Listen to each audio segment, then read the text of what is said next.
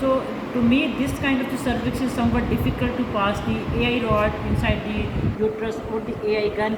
So there is difficulty. If you look over here, I'm just trying to pass the AI rod inside the external loss of the cervix, and from this point it is somewhat difficult.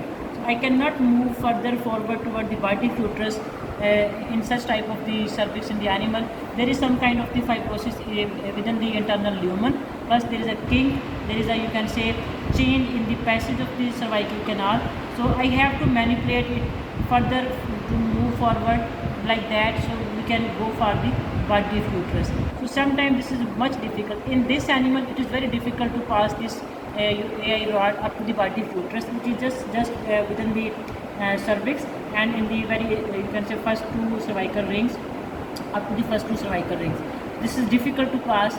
The AI rod or the you can say AI gun or any instrument that you can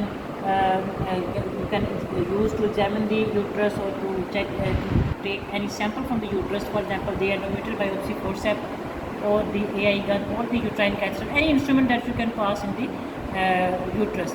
This is difficult to in such animals to pass the uterine catheters.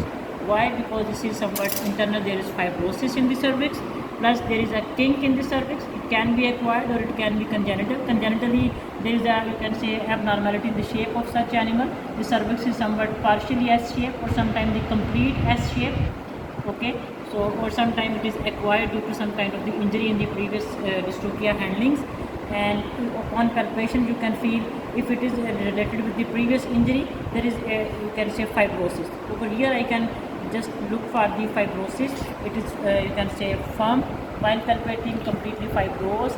The texture of the cervix is changed from the normal, and there is a kink in the cervix. It is just, you can say, somewhat the acquired condition. Okay.